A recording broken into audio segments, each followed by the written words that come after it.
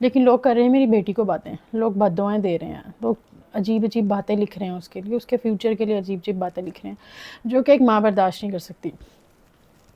سب سے پہلی بات، میں پنجتن پاک کو حاضر ناظر جان کر، اپنے اللہ کو گواہ بنا کر، لا الہ الا اللہ محمد رسول اللہ، جھوٹے پہ خدا کی لعنت ہو جو جھوٹ بولے۔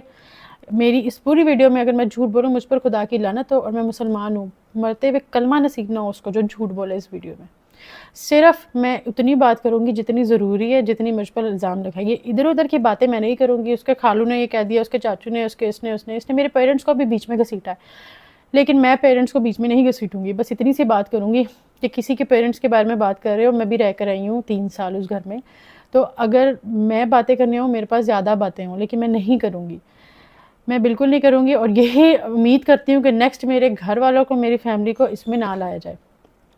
اتنی سی بات کہوں گی آپ سب کو کہ ساس سسر کبھی بھی ماں باپ نہیں ہوتے۔ جتنا مرضی کوئی ساس سسر کہہ دے کہ ہماری بیٹی ہے، ہماری بہو نہیں ہے، ہم اس کے والدین ہیں، اپنی اولاد ہی اپنی اولاد ہوتی ہے، دوسرے کی اولاد کبھی بھی اپنی اولاد نہیں لگتی ہے، نہ اس سے عزیز ہوتی ہے۔ کوئی بھی ساس سسر ماں باپ نہیں بنتے۔ شروع کرتے ہیں ہماری شادی سے۔ ہماری جب شادی ہوئی تو میں شادی کے لیے مان نہیں رہی تھی کہ شادی نہیں کرنی، کیونکہ ٹرسٹ ڈیولپ نہیں ہو رہا تھا میرا۔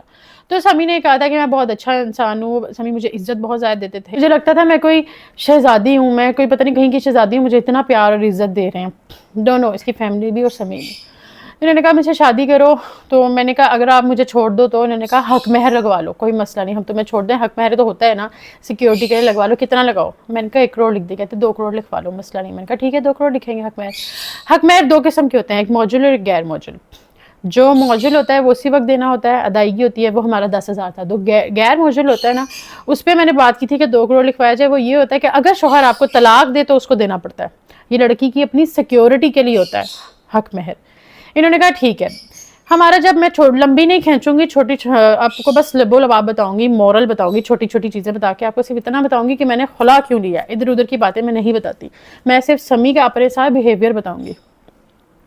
ہمارا جب نکاح ہونے لگا تو سمی میرے پاس آئے کہ 2 کروڑ سحر، اب جب پہلے 2 کروڑ پہ ڈیسائیڈ ہو گیا، سب کچھ ہو گیا، لیکن میں جب تیار ہو کے بیٹھی ہوں دلہن بن کے نکاح کے لیے، تو میرے پاس آئے ہیں سحر 2 کروڑ نہیں لکھ سکتے حق مہر، بڑا مسئلہ ہو جائے گا۔ میں نے کہا کیا مسئلہ ہوگا؟ انہوں نے کہا ٹیکس کا ایشو آ جائے گا بہت زیادہ، کہ تم تو کچھ کرتے نہیں ہو تو تم نے 2 کروڑ حق مہر کیوں لکھوایا؟ کہیں تم کوئی غلط چیز تو نہیں کرتے، تم کسی گھر کو غلط کاروبار میں تو نہیں ہو؟